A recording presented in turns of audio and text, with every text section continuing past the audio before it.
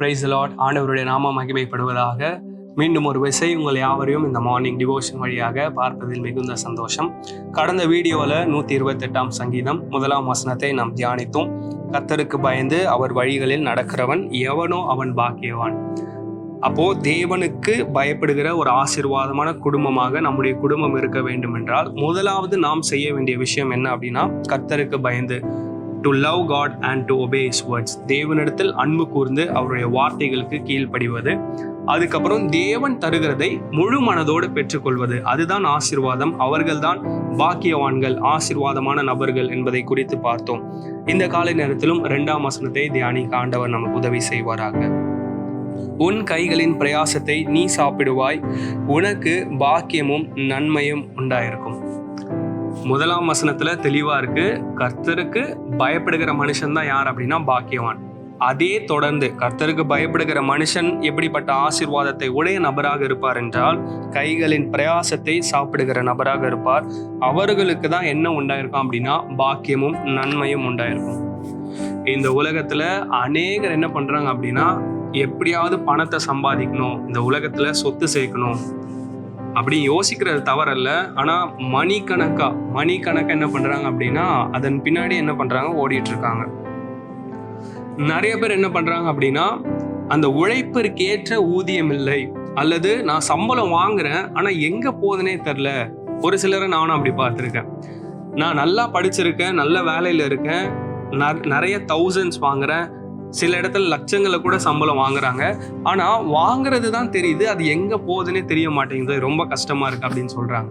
அப்போ உன் கைகளின் பிரயாசத்தை நீ சாப்பிடுவாய் அப்படிங்கிற வார்த்தை எப்போ நிறைவேறும் அப்படின்னா, நம்ம எவ்வளவு உழைப்பை போட்டாலும், நம்மளுடைய திறமைகளினால சாதிக்க நினைத்தாலும் இல்லை, கர்த்தருக்கு பயப்படுகிற பயம் இருந்தால் மட்டும்தான் நம்முடைய கைகளின் பிரயாசத்தை நம்மளால சாப்பிட முடியும். எனவே நம்மளுடைய கைகள் செய்கிற எல்லா வேலையும் தேவனை பிரியப்படுத்துகிறதா இருக்குதா அப்படின்னு முதலாவது நம்ம என்ன பண்ணோம் அப்படின்னா சிந்தித்து பார்க்கணும். நீங்க ஒரு பிஸ்னஸ் பண்ணலாம், நீங்க ஒரு கடை வச்சிருக்கலாம், ஐடில வேலை பார்க்கலாம், நீங்க ஒரு டிஃப்ரெண்ட் ப்ரொஃபஷன்ல இருக்கலாம், என்னவா வேணா இருக்கலாம். என்ன வேலை நம்ம செஞ்சாலும் அது ஆண்டவருக்கு பிரியமான ஒரு வேலையை தான் நம்ம செய்யறோமா, இது கடவுளுக்கு பிடிச்சிருக்கா அப்படிங்கறது என்ன பண்ணோம் அப்படின்னா, ஒவ்வொரு நாள் நம்ம சிந்தித்து பார்க்கணும். தேவனுக்கு பிரியமில்லாத ஒரு வேலையில கண்டிப்பாக நம்மளால இருக்க முடியாது. இருந்தோம் அப்படின்னா அது நமக்கு ஆசீர்வாதமாக இருக்காது. அப்போ முதலாவது நம்ம சிந்திக்க வேண்டியது, இது தேவனுக்கு பிரியமான வேலை தானே அப்படின்னு சிந்திக்க வேண்டும். 2வது, நம்ம கை எதெல்லாம் செய்குதோ, முன்னிட்டு செய்கிறோமோ அதுல எல்லாத்துலயுமே முதல் இடத்தை யாருக்கு கொடுக்கணும் அப்படின்னா தேவனுக்கு கொடுக்கணும்.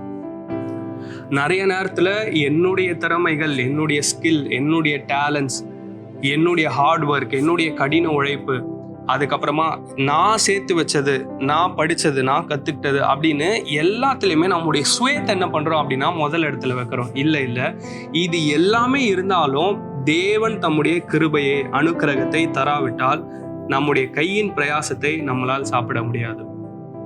எனவே இன்றையிலிருந்து நம்முடைய சுயத்தை ஒரு நாளும் சார்ந்து கொள்ளாமல் தேவனை முதலிடத்தில் வைக்க தேவன் நமக்கு உதவி செய்வாராக. அதே போல எல்லா விஷயத்துல என்ன பண்ணுங்க அப்படின்னா, நீங்க செய்யற பிசினஸா இருந்தாலும் சரி, வேலையா இருந்தாலும் சரி, அதை செய்கிறதற்கு என்னால முடியாது, என்னுடைய பலத்தினால முடியாது, உங்களை மட்டும் நான் சார்ந்து கொள்கிறேன் அப்படின்னு ஒவ்வொரு நாளும் கமிட் பண்ணி அர்ப்பணிப்புக்குள்ள வாங்க. உங்களுடைய கையின் பிரயாசத்தை நீங்க சாப்பிடுவீர்கள். உங்களுக்கு பாக்கியமும் நன்மையும் உண்டாயிருக்கும். தேவனுக்கு தர வேண்டியதை சரியாக கொடுங்கள். இவ்வளவு கொடுக்கணும், அவ்வளவு கொடுக்கணும் அப்படின்னு எதுவுமே கிடையாது.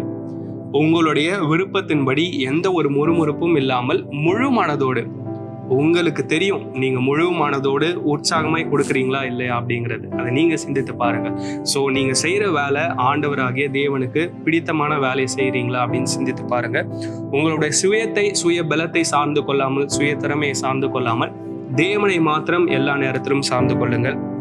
தேவனுக்கு தர வேண்டியதை சரியான விதத்தில் தந்து அவரை கனப்படுத்துறோமா இல்லையா அப்படிங்கிறதை சிந்தித்து பாருங்கள். உன் கைகளின் பிரயாசத்தை நீ சாப்பிடுவாய், உனக்கு பாக்கியமும் நன்மையும் உண்டாயிருக்கும். எனவே தொடர்ந்து நம்முடைய வாழ்க்கையில ஆண்டவரை மாத்திரம் சார்ந்து கொள்வோம். எல்லா நேரத்திலும் அவரை முதலிடத்தில் வைக்கும் பொழுது நம்முடைய கைகளின் பிரயாசத்தை நாம் சாப்பிட முடியும். நம்முடைய வாழ்க்கையில பாக்கியமும் நன்மையும் உண்டாயிருக்கும். தேங்க்யூ. God bless you.